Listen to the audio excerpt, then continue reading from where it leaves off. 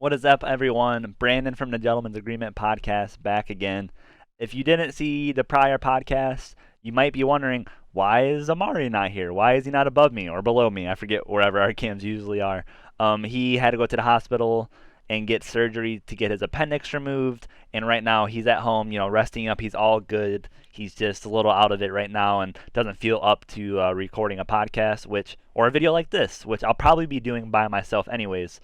But he's just not feeling up to it right now. So, yeah, he'll be all good though. He'll be back next week, I'm sure.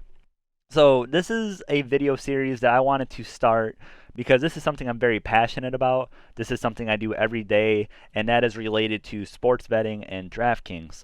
So I'm going to talk about this in a mindset or perspective of someone who doesn't know anything about DraftKings or esports betting at all. So if you're someone who has a lot of experience with DraftKings, I suggest maybe you skip ahead. Or if you actually want to learn about the ins and outs of Call of Duty DFS, then stick around. So these first four matches on Thursday and Friday are the matches in this week's DraftKings slate. So by slate, I mean the matches that are available for you to pick from. So the slate is not the Thursday, Friday, Saturday, Sunday matches all combined. It is just the first four. So I'll show you guys the players and the teams we can pick from a little bit more in the future, but just know slate means the matches that we have to pick from. So getting into Call of Duty Daily Fantasy Sports, or Call of Duty DraftKings, however you want to refer to it as, it's a pretty simple scoring system to understand. I'll try and break it down as easy as I can. So on DraftKings, and the number is different from other daily fantasy sports sites, but I'll refer to daily fantasy sports as DFS for now on. But on other DFS sites, they might allot you a different amount of money to use. But on DraftKings, you get $50,000 to make a lineup with. And now, when I say make a lineup with, that means you have a pool of players or teams to pick from, and each of those players have a salary assigned to them. So whether it's Simp, who's very expensive, or a player like Classic, who's very cheap, you have to pick from those players within the $50,000 limit to make a lineup. So going for the scoring here, we'll look at kills first. So in a Call of Duty match, there's 5 maps possible because it's a best 3 out of 5 series.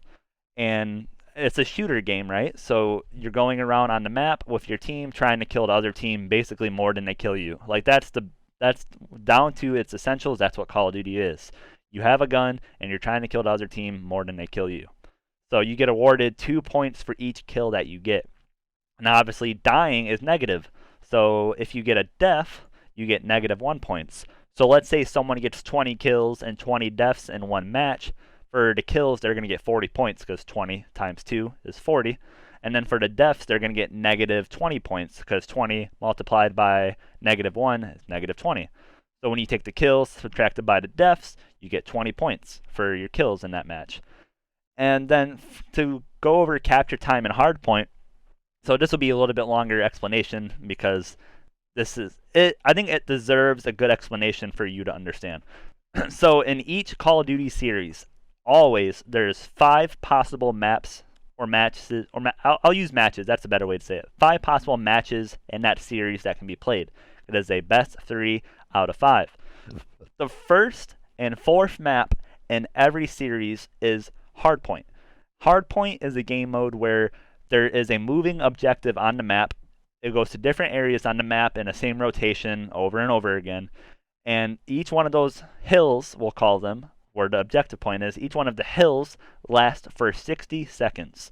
And you can get 60 points maximum from each one. And the first team to get to 250 total seconds in the hill, while the hill's moving around the map, wins. Or the team to have the most points after the time limit of the match expires, which, side note, rarely happens that way. But if a team finishes with more points than the other team, while also not getting the 250 and the time limit on the match just ends, then that team wins.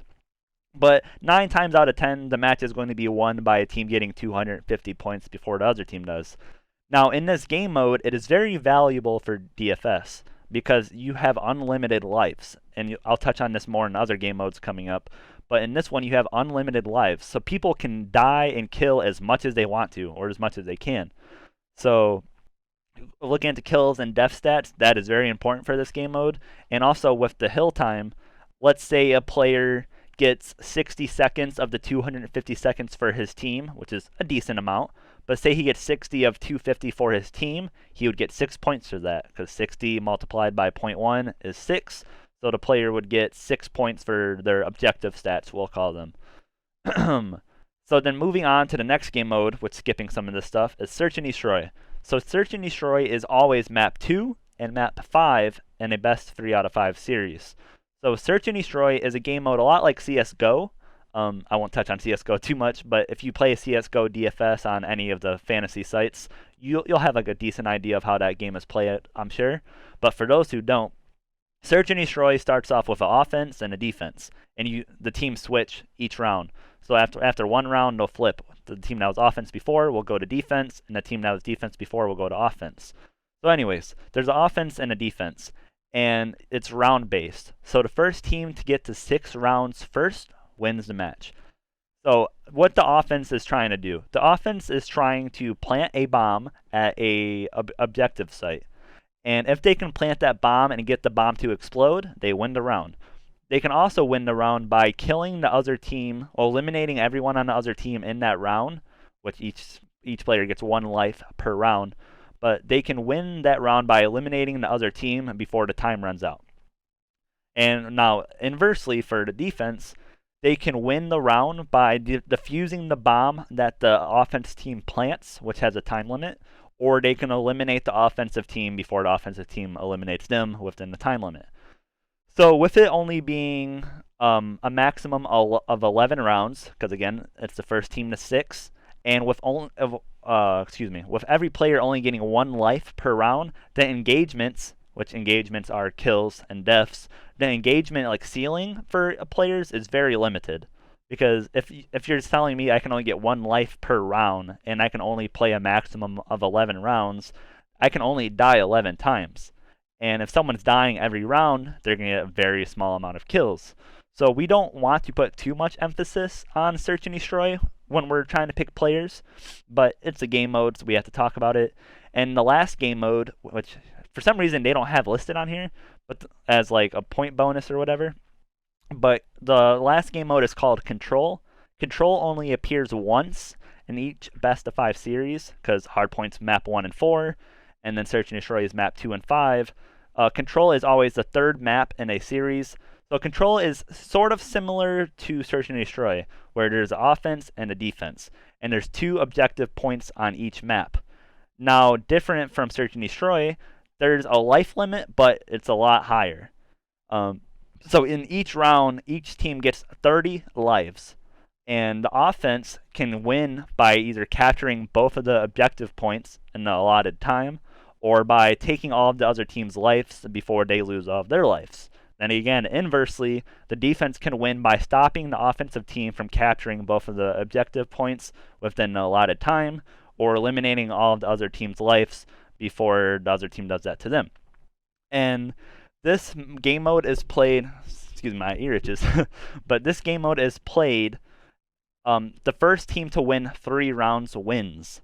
So again, like Search and Destroy, you start on offense and you go to defense, and then you go back to offense again. You get it. It just flips each round. So it's fair in that way, and each team gets 30 lives per round. So I would say it's in between Search and Destroy and Hardpoint when you look at when you look at like a engagement ceiling. Again, engagements being kills and deaths combined. So Control is definitely one we want to put a lot of emphasis on, but I would say more so than Search and Destroy, less so than Hardpoint. So when looking at these bonuses right here, these bonuses were not in Call of Duty DFS last season. So the reason why these are really good now is because last season, you really wanted to avoid series that you thought would sweep. So when I say sweep, I mean series that you don't think would go past 3 games, meaning one team won 3 maps and the other team won 0. Because if one team won 3 maps and just shut out the other team, you would think the players on that team would perform very well, which is often the case. But last year, we didn't get these bonuses for a team sweeping. and these bonuses now are awarded to the players. So you wouldn't be negatively affected if the team or if the players you picked had a match that finished very quickly, which is obviously not good for like the healthiness of the sport or the DFS sport. So now they added these in. So let's talk about the Dallas Seattle match that is happening some point this week. I think that match is going to 3-0. Last year, that would mean I would not want to take anyone from that match. This year, that means I would want people from that match that I think are going to be on the winning team, which I think is Dallas. Because let's say if Dallas beats Seattle 3-0, they get plus 20 points. And I would say last year, for context, about 100 points was a pretty good score for a player. So getting plus 20 for your team sweeping is important. And also, you get plus 20 for a hard point not played, which comes with a sweep. Because again, remember, hard points are map 1 and map 4 of a series. So if your team 3-0 sweeps the other team, then you don't get to play that hard point. So that's another extra 20 points. So your player will get 40 points just from not playing past 3 maps, from sweeping the other team. And they also will get an extra 5 points for search and destroys not played. Again, search and destroys are map 2 and map 5 of every series. So if it's a 3-0 sweep, your player is not going to get the second search and destroy on map 5. So they get the extra 5 points. So a winning player, just by sweeping another team, will get a bonus points of 45. And that is very good and very important, and something I will stress a little later on. Again, the losing players do not get these bonuses, and I will show you guys down here just to like pound that into everyone's head, just so they know. Players will accumulate bonus points for winning a best of series early as follows. Every hardpoint game not played by winning players plus 20 points, while every search and destroy game not played by winning players equals plus 5 points. The reason why I'm stressing that is for people who play other esports on DFS sites. Some esports, they'll give bonus points to teams that lose. But in this, that is not the case. Or players on teams that lose. So I hope that's clear, and we'll talk about that more later. When looking at team statistics, so you draft teams on each one of your lineups, like the team themselves, not the players, but the teams themselves.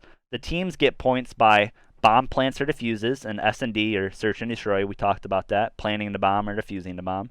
You get plus 3. For winning the series itself, you get plus 10 points. And obviously, this is a huge amount of points compared to the other points or the other ways you can get points. So we put a lot of emphasis on picking what team we think will win. Winning the individual maps or games, you get plus 4 points for. So if your team wins a series and doesn't get any of these other stats, which they have to, but just saying, if your team wins 3-0, you get 22 points just off of that. So good to know, right? We want to emphasize the teams that we think are going to be a solid chance to win. And then for winning a round in search and destroy, you get plus half a point. And then for your team sweeping another team, you get plus 5 points. Just the same way that players do, but players get more points than the team does. So I hope that covered that pretty well. If you didn't understand anything too well, most likely if you're watching this, you know me in real life, so you can hit me up, or you can type in the comments below, and I will make sure to reply to that. So let's go to this week's slate. So this one has both of the Thursday matches, LA Thieves versus Minnesota Rocker, Dallas Empire versus Seattle Empire, and then on the Friday matches as well, Optic Gaming Chicago versus Paris Legion, and Atlanta FaZe versus the LA Guerrillas. So let's look at the LA Thieves versus Minnesota match first. And again, sweeping is important, so we're always going to look at the odds for each match. If you watched the prior YouTube video that we put out, or should be prior, and I'm not sure what order it's going to be uploaded in. But anyways, if you watch that, you'll know that I have the LA Thieves winning, and so does Amari. So them being plus 165 is kind of deceiving, in my opinion, as I think they're a team that has a good shot at winning their match. So when we look at their team spot right here, them being cheaper than Minnesota Rockers, kind of interesting, right? They would appear as a good value, or value meaning a play that I think is mispriced or incorrectly priced. I like the LA Thieves here. So now when we look at flex players, and I'll talk about this crown in a second, when we look at flex players who fill up these 4 spots over here on the right, we have guys like Kenny, Attach, Major Maniac, Priesta, just all of the players on both of these teams. I think this is going to be a very competitive match and like tightly fought. So when we have matches like that, it is very back and forth, and it's not one team dominating the other statistically, which kind of muddies up the stats that a player can get. So say like Priesta, for example, say Priesta gets like 90 kills and 88 deaths, right? So that would be 180 points subtracted by 88, so 92, if my math works out quickly. He would get 92 points for his kills and deaths, which is very good. But like that also leaves a lot of room for a player to do bad with a lot of engagements. Like say if TJ Halley goes 70 kills, 100 deaths in a series, he's only going to get, so let's see, 40 points for his kills or for his engagements, again, kills and deaths in that series, which is not very good. So it makes it tricky picking players from a competitive series this year, where last year you really wanted players from a competitive series. But one like this, where there's like no clear path of victory for a team sweeping the other team to get those bonuses right here, as we talked about, all of these bonuses right here. When there's no clear path to that, it makes it tricky. I do like picking either of these teams because they're cheap salary, and I see this as a close match. Cheap salary compared to the other ones we're going to look at. But just from looking at a flex perspective, this is tough. Now, if I were to pick guys from this match, I think Slasher's reasonably priced, sheesh, at 8,600, and Temp at 7,000, I think is a reasonable price as well. As you can see, I'm tending more towards the LA Thieves players because they're the bottom 3 out of 4 prices out of people in this game. So yeah, Slasher and Temp are guys that I like. If you want to get a little contrarian and spend up a little bit on a guy like Priesta or Attach, I could see that. Kenny being 9,600 is weird because even last season or the season before that, he wouldn't really have paid off that price that much. So I see that as kind of like a abnormality in the pricing. Kind of weird. And then I'll explain this crown you see on your screen real quick. So again, if you already know how all of this works, skip ahead a little bit. But again, I'm trying to explain this as if you are someone who's never done DraftKings or DFS before. So the crown, and as you can see right over here in the lineup part, the crown is called your captain spot. Now, your captain spot costs, as you can see, the players are more expensive when they're in the captain spot. But the captain spot is 1.5x the price, but also 1.5x the points. So more often than not, you're going to want to get a player in your captain spot that you think is going to perform very well, which ends up being more often than not your more expensive players that we expect to do well, because obviously, that makes sense. Performance correlates with price is, pretty self-explanatory. So that's something to keep in mind when you're building a lineup. Players from this game that I would consider in my captain spot, not many of them, to be honest, unless you were running a lot of lineups and you wanted to get contrarian. So taking a guy like a Priesta in your captain spot, sure, like I wouldn't really do it or recommend it, but I could see you taking that path. I think this is a good game to get some flex players in, maybe 1 or 2. I wouldn't go past that. But yeah, this is kind of a muddy game, so it's tough to figure everything out, especially because these are our first matches of the season. We don't have much to go off of. Excuse me, my nose itches. Going into the next match, Dallas and Seattle, we can look at the betting odds real quick. Dallas are massively favored. They're minus 750. The minus 750 on the money line means you would have to bet $750 to win $100 back if Dallas were to win. And Dallas is almost favored to sweep. They are minus 2.5 on the spread, meaning Dallas would have to win 3-0 to cover that spread, and they're plus 150 on it. So they're like slight underdogs to sweep, but just the fact that that's even a case, like plus 150 for them to sweep, is alarming for any Seattle play. And you can see it here. Dallas is the most expensive team on the slate. Seattle is the cheapest. I would not play Seattle ever. Not even if you're trying to get tricky in a tournament. Tournament meaning, I'll give a full breakdown. So there's a contest called GPPs, Guaranteed Prize Pools, which are your tournaments where about the top 20% of people will get paid out in a contest like that, and first gets paid out a ton. Where you see like your Millionaire Maker in NFL, where it's very top heavy. There's no contest like that, millionaire makers in the Call of Duty scene yet. Hopefully in the future, but right now there isn't. But essentially, just think about it this way: there's obviously 100% of people in a contest, right? So the top 20% of those people get paid, and then the really good money is like up here in like the top 3 to 5% or so. So I wouldn't. So like, well, sometimes you make lineups to try and be different or to try and get lower owned players. But I would not take Seattle. Do not take Seattle. I probably talked too much about them already. Dallas is a very good spend up, right? Because they are going to be a team that could run into the sweep bonus, right? And also, they're going to get all of these, they're going to get all of these, and they're probably going to get a few of these. So they're definitely a team I would consider. When we talk about the other ones, you can see that there's other teams that are cheaper priced that I like.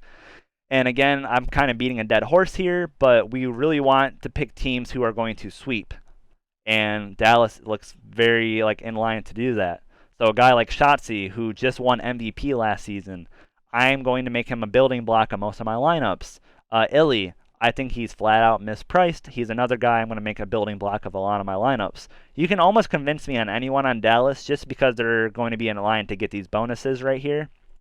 And basically, you cannot talk me into anyone on Seattle. The only player I would consider, Octane's way overpriced, by the way, but the only player I would really consider is Gunless, just because he's cheap and he has a high ceiling.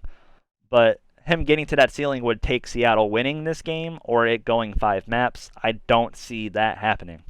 So, yeah, I really like guys like Shotzi, Hook, Illy, and Crimsix. Maybe not Crimsix as much, but Shotzi and Illy I would really emphasize. Hook is like a good GPP play. Crim, he's okay. He's okay. Going to the next match, we have Optic Gaming Chicago versus Paris Legion. And looking at the betting odds real quick, Optic Chicago are minus 450 favorites. Paris is plus 300. And then Optic is minus 1.5 on the spread. So Vegas thinks they're a lot less likely to 3-0 sweep than a team like Dallas versus Seattle, or than a match like Dallas versus Seattle. Excuse me. So when looking at this match, this match presents some of the better values on the slate, or people I think are mispriced in a good way. And that it comes from guys like Fire, who's 5,800, one of the cheapest players on the slate, and Aqua, again, 6,400, one of the cheapest players on the slate. So in the exhibition match, Paris Legion versus London Royal Ravens, Aqua and Fire performed very well, and they were like the catalyst for why that team did very well. So to see them at this price, again, in a matchup where we expect them to lose, but you got to spend down somewhere, Aqua and Fire they appear to be very good plays to me. I think both of them, you can make both of them staples in your lineups or building blocks, however you want to call it. But both of them you could put in first in your lineup, and I wouldn't be surprised. And I think Fire, if you want to take a cheap approach with your captain spot, just so you can jam in, like, let's see what type of stuff you can do here. Okay, you can't go that crazy. But say you go, like, I don't know, you click the top 2 guys, and you take, like, 2 guys here. You can afford a team like LA Gorillas. Not that I would pick the LA Gorillas, but just showing you how flexible Fire and Captain makes the rest of your team. So yeah, let me go back to this. Boom, boom, boom. Optic Chicago is 3,200 in the team spot. Again, with them being minus 450 in comparison to a team that like Dallas that's minus 750 and $800 more in salary than them. I think Optic is one of the like premier spends, if not the best spend at team this week, or in the team spot this week. Although I think Paris has chances or reasonable paths to victory of winning this series, I still have Optic favored by a good amount. In the podcast, I also picked Optic to win as well. So did Amari, my co-host. Obviously not in this video.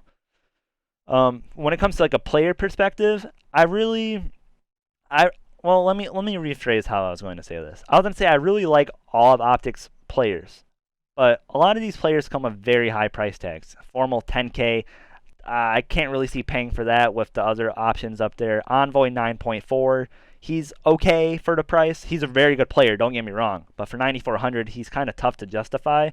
Dashy, I would say, is probably the biggest value out of all 3 of these guys. And you can argue Scump's probably a better value at 7,200, 1,800 less than Dashy. But I like Dashy a lot. I wouldn't call him a main building block in my lineup or my lineups this week, but he's someone I don't mind getting in there. He's a good play in both formats, GPP and cash games. Cash games being your head-to-heads, where it's you versus one other player on the site, or your 50-50s and double ups, essentially where you have to finish about top 50%, 50, not 15, that might have sounded weird, but top 50% to win your money, rather than the GPPs, again, where you have to finish about top 20%. So Dashy to me is a very safe play. I like him for the price. That's okay with me. Formal and Envoy are kind of tough spends. Scraps for 7,800 is a very, very good player, but in the exhibition match he faltered. So I think that makes Scraps probably a decent low-owned tournament play or GPP play for all my people who do that. Scump I would put in the same boat. Scump has a high ceiling. He traditionally, with these other three guys on his roster, Formal, Envoy, Dashy, traditionally he doesn't have to do much, but he's known historically for being a very high skill level player. But on this team, he doesn't have to do a whole lot because his team's super talented. So I don't mind Scump as a tournament play. I wouldn't call him safe, so I wouldn't recommend him in a double up or like a 50-50 or head-to-head, your cash games. But in tournaments, I think he's a very good, like justifiable player to put in your lineup. So when we look at the last game, this is another game that has pretty high odds of sweeping. Let me look at the odds right here. Atlanta is minus 650 to win. LAG is plus 400, so 4-1 underdogs. And FaZe also has that minus 2.5 spread, just like Dallas does. And FaZe is even more favored to sweep than Dallas, which is interesting, given that Dallas is more favored to win the match. But I digress. When looking at the team spots right here, again, Atlanta's a pretty good spend up. I think I would rather pay the extra 200 to get to Dallas, because I think Dallas sweeping is more likely than Atlanta sweeping this match, meaning winning 3-0 and getting all of those matches not played bonuses we've talked about. But I mean, they're still good regardless. Would I rather have Optic for 3,200? Yes. Would I rather have Dallas for 4K? Yes.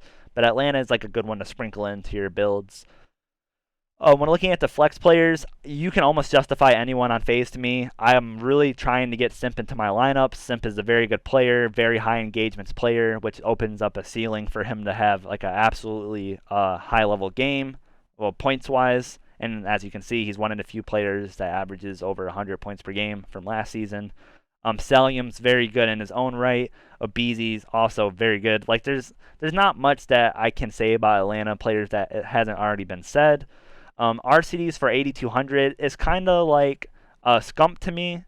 Like I want to consider RCDs the safest play, but he's also incredibly talented in his own right, so he could pop off and do well for you in a tournament. When it comes to LAG, I really wouldn't recommend any of these guys just because the fear of a 3-0 is so live. And any player that's going to be on a losing team in a 3-0 is going to score abysmally. So do not take anyone from LAG or Seattle, please. Unless you just want to be super contrarian, then so be it. But yeah, Simp, I like a lot. Obeezy, sure. Celium, sure. All three of those guys. Actually, let me rephrase this. Simp and Celium are very safe plays. I would play in any format. Obeezy is more risky just because the role he plays in game. I would say he's tournament only, and RCD is probably more tournament only as well. And everyone on LAG I wouldn't even consider. So just to wrap it up, I'll cover real quick just plays I like more than others. Like Shotzzy and Simp, both players I would consider for my captain spot. Even Dashy, more or less so than Shotzzy and Simp, but I think Dashy is also in consideration for a captain spot play. And I will say the last player I will seriously consider putting in my captain spot is Fire, just because he's so cheap and he lets you put a lot of players into your lineup that you normally would not be able to, like I showed earlier. I'm probably going to be building around these guys when I'm toying around with my lineups for captain players. Other players I like for the flex spot would be guys. Well, let me just explain real quick. For flex spots, I'm more of a conservative player. I like taking players I feel safe about, but also have the ceiling. So I would be avoiding a guy like Octane, who is most likely not going to put up good numbers because he's going against such a great team in Dallas, and he's not going to have any shot for any of the bonuses. So like I would avoid a guy like Octane personally. I would probably avoid a guy like Assault as well. But someone who I think is like nice and safe would be someone like Slasher. Slasher's a decent flex play. Who else? Temp is like a decent flex play. Aqua's decent. I'm not trying to give away my lineup, but A guy like Illy, also I can't believe I passed him up. He's very good for a flex play. Then one other player I wanted to put out there, where was he? Celium, very safe flex play. I like him a lot. Then going to the team spots, I want to stay down to 3 teams. Dallas, Dallas for sure. Didn't mean to click on them, but Dallas, Optic, and LA Thieves. I'm skipping out on guys like Minnesota or teams like Minnesota and Atlanta. Minnesota being more than LA Thieves is kind of weird to me, and then Atlanta being 200 less than Dallas, but 1,000 more than Optic is kind of weird when it comes to the pricing. Or I mean 600 more than Optic. They're kind of in a weird spot. Yeah, I wouldn't put too much thought in your team plays. Just take whoever you think is going to win. The teams are capped at how many points they can take, so it's not like you can get access to a crazy ceiling if one team dominates and the other team just wins the series but doesn't sweep. Obviously, we want to target the teams more often than not that we think are going to sweep, so that'd be teams like Dallas and Atlanta. But I think Optic can get there well for their price, and so can the LA Thieves. So that is all I got for this slate. Went a little later than I wanted to, but I wanted to make sure I explain everything well for anyone who has no experience with this. And yeah, I would like to try and make this a weekly thing for whenever there's matches, and as long as DraftKings continues to post slates, I will probably continue to make these videos. As I said, this is something I'm really passionate about. I do stuff on DraftKings every day for a few different sports. So I mean, I'm going to be doing this stuff anyways and going through this process in my mind anyways, so if I can help you guys out, teach you guys a thing or two, that's the least I can do, given that you guys support the videos and all that. So, a little alarm just went off. But yeah, that's all I got. Thanks again for you guys tuning in, and I hope to catch you on the next episode of one of these. I'm not sure what we're going to call these, but yeah, hope to catch you on the next one. All right, talk to you guys later. Peace.